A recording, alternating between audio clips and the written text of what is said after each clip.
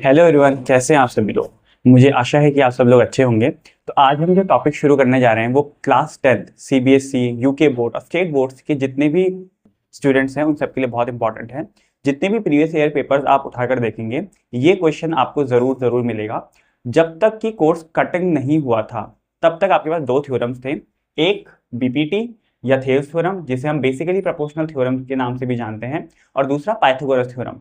क्योंकि अब Pythagoras theorem नहीं है तो सारा का सारा वेटेज अब जिस थ्योरम पर है वो है आपकी बीपीटी, जिसे आप 6.1 चैप्टर नंबर 6 के 6.1 में आप देख सकते हैं। इसी की जैसी इसकी रिवर्स थ्योरम भी है। अगर आपने ये बीपीटी समझ ली या थेल्स थ्योरम समझ ली तो आप इसका रिवर्स भी बहुत अच्छे से समझ सकते हैं। तो चलिए शुरू करते हैं, और मैं आपको फॉर्मेट भी बताऊंगा कि किस फॉर्मेट में आप इसे लिखेंगे कि आपके एक भी नंबर नहीं कटेंगे। ठीक है, तो जैसे जैसे मैं आपको बताऊं स्टेप बाय स्टेप आप इसे फॉलो करेंगे, और मैं आशा करता हूं कि आपके समस्त जो नंबर हैं वो सिक्योर रहें। ठीक है, तो शुरू करते हैं। तो देखिए, फर्स्ट ऑफ ऑल हमें देखना होगा कि क्वेश्चन कितने टाइप से बन के आ सकता है। First of all it is also known as Thales theorem, क्योंकि जो थेल्स थे उन्होंने इसको प्रपोज किया था। Secondly it is can be came into your paper as BPT. दूसरा, बेसिकली प्रोपोर्शनल थ्योरम, इसका जो फुल फॉर्म है basically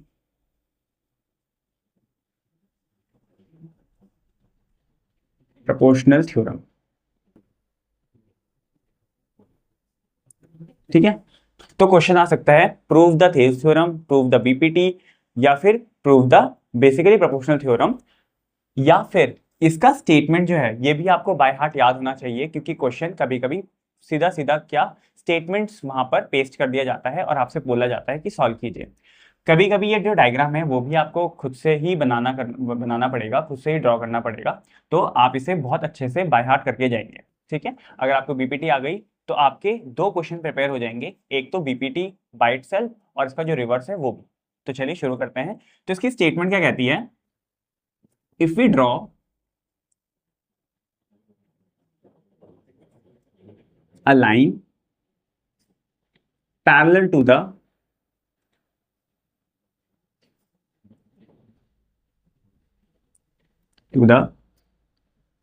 third side of a triangle, so it divides other two sides of triangle into two equal proportion, या फिर आप ratio भी लिख सकते हैं। ठीक है, तो अब देखिए हम इसका मतलब समझते हैं। ये कह रहा है कि अगर किसी ट्रायंगल में हम इसकी थर्ड साइड, फर्स्ट सेकंड और थर्ड साइड के पैरेलल, थर्ड साइड के पैरेलल अगर कोई लाइन खींचे जो कि इसके पैरेलल है, तो ये बाकी दो लाइन है, देखिए ये जो लाइन है वो किसके पैरेलल है, बीसी के। तो बाकी जो दो इसकी साइड्स हुई ये इनको इक्वल प्रोपोर्शन में बांटेगा। तो इस लाइन का नाम मैं रख देता हूं ए बी सी डी और ई। तो डीई किसके पैरेलल है, बीसी के। तो ये किसको दो प्रोपोर्शन में बांटेगी, ए बी और ए सी को। तो चलिए हमने स्टेटमेंट लिख दिया। अब हम देखेंगे क्या कि हमें गिवन क्या क्या है। गिवन थ्योरम से ही हमें पता लगता है कि क्या दिया है। हमें पता है कि डीई जो है वो पैरेलल है किसके, बीसी के, और जो बाकी दो साइड हैं वो एक इक्वल प्रोपोर्शन में एक दूसरे के सेम रेशियो में फिट होंगे। तो देखिए AD upon B C, AD upon D B और एई अपॉन ई सी, ये एक बराबर होंगे। ठीक है, अब हम यहां पर क्या करेंगे, हमारे एक स्टेप्स हो गया है स्टेटमेंट गिवन। अब हम करेंगे क्या, कंस्ट्रक्शन।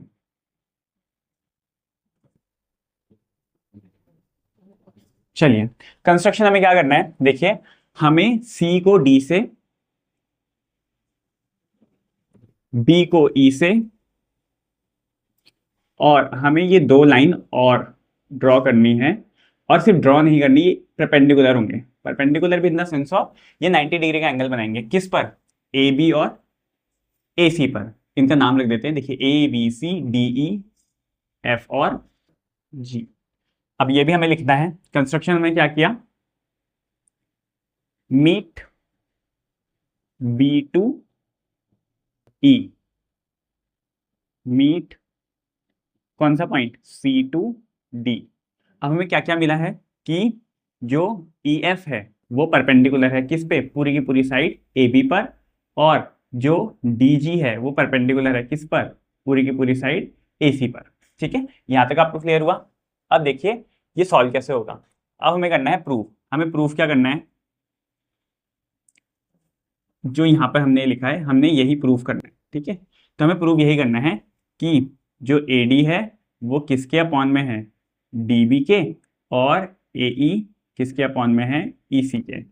ये बहुत ही इजी है प्रूफ करना, बस आपको फॉर्मेट पता होना चाहिए कि इसको लिखना कैसे है। देखिए हम इसमें यूज करेंगे कौन सा फॉर्मूला, एरिया ऑफ ट्राइंगल। आप इसे बड़े से जो ब्रैकेट है उसमें बंद करेंगे, अपनी जो एग्जाम कॉपी है उसमें भी। तो ट्राइंगल का फॉर्मूला होता है एरिया ऑफ ट्राइंगल का 1/2 into base into height.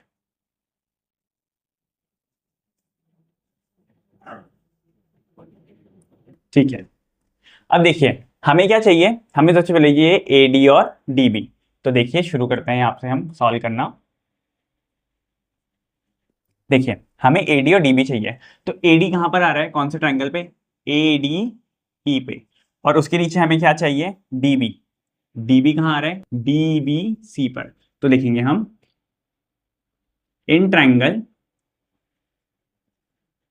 ADE and triangle DBC में हम क्या करेंगे, इनके एरिया को एक दूसरे के प्रपोर्शन में या डिवाइड में रखेंगे। तो देखिए 1/2